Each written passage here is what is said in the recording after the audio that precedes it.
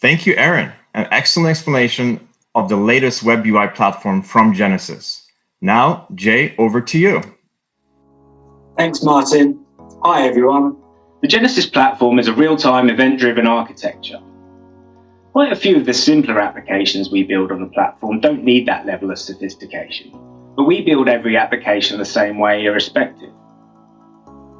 Pretty much all the applications we have ever come across in financial markets, ones that process financial instruments, have a somewhat similar relational data structure. In the simplest case, think about three tables: instrument, counterparty, and trade. Now think about the data a user wants to see on a front end. They want to see a single row of data that contains field values from all three tables. In other words, joined.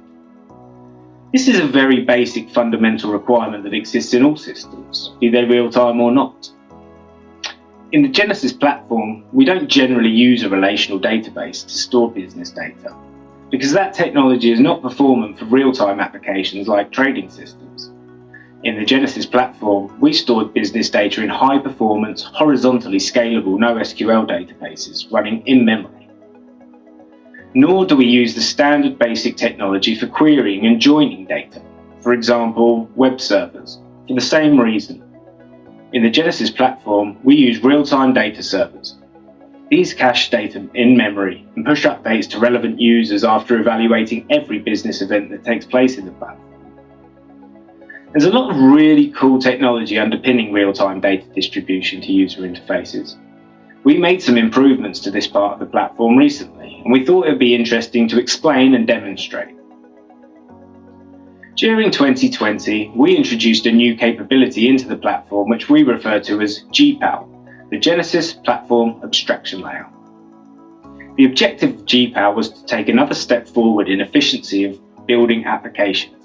And part of the GPAL investment refines the way we configure data joining and data distribution. We introduced the concept of views. A view in the Genesis platform is somewhat similar to the concept of a view in relational databases, but ours include real-time capabilities. Previously, we would perform data join configuration within data servers and snapshot queries independently, but with GPAL views, we can define them centrally and use them from within many components. GPAL provides an elegant, powerful scripting language, supported by IntelliSense when working within the IntelliJ IDE, including help, auto-completion, and error prevention. Here's an example of building a view, Trades View, which joins data from instrument, counterparty, and trade tables. As we get started, straight away you can see examples of auto-completion with IntelliSense.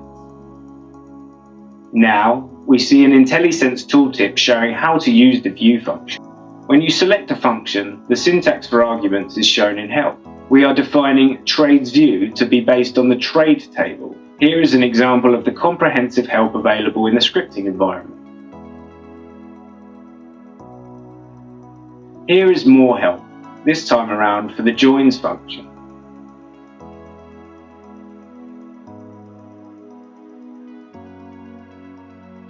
Now we are starting to define the joins, beginning with instrument.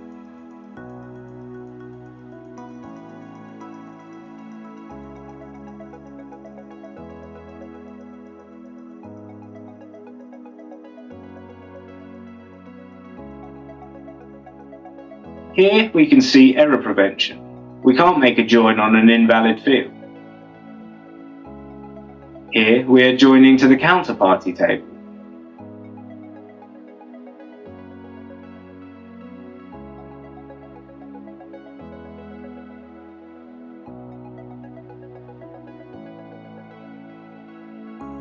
Now we can define the fields to include in the view. This can be all fields or selected fields. Once again, auto-completion is available to assist the developer.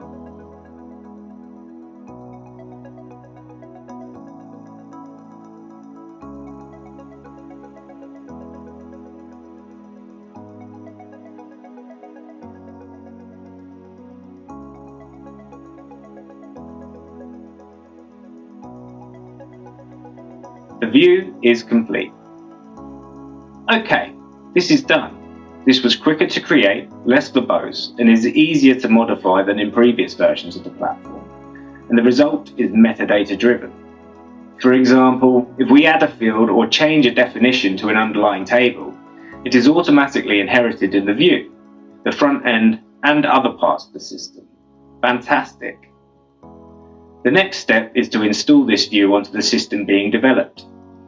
That's just a couple of standard commands, and based on this view configuration, a real-time data server is auto-generated for the trades view.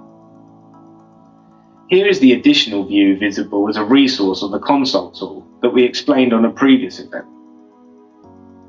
Genesis user interface composed for an application using our web component library can also access the same resource. I showed that earlier.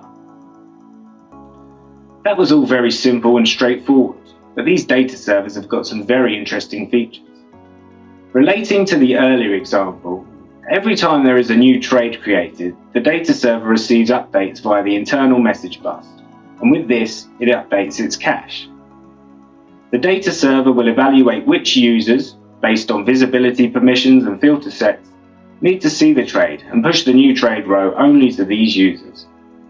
The message is compressed and encrypted for transit.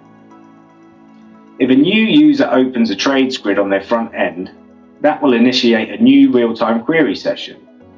The initial response will be serviced by the data server cache, not the database directly. The data server will only send a manageable amount of data rows at a time, and will also manage any moving window control. Anytime a user changes their filter criteria, say to look at the trades from last week, that request is also serviced from the cache. Similarly, if a user's permissions are changed, their grid will reflect those changes immediately. Where there are multiple UIs open, the data server remembers the data permissions and filter sets for each session, and only pushes updated records to the appropriate users. In this example, users 1, 3, and 4. If there is a record update, say to one field, the status field, then the message sent to the front end only includes that field, not the entire record. These features in the data server architecture add up to a sophisticated, powerful, and scalable architecture for real-time systems. Every application that's built on the Genesis platform has all of these features available out of the box. The platform was already very strong in this area, but recently we've improved this further with the implementation of views and GPAL. In this session, I've only covered one aspect of the Genesis platform abstraction layer. My colleague Jose Pozo gave more of an overview of GPAL in a previous Expo.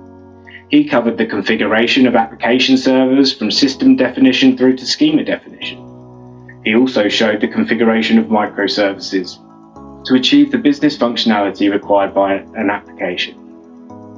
GPAL superpowers application developers to create and evolve financial market applications at speed. Thank you for listening. Now, back over to you, Martin.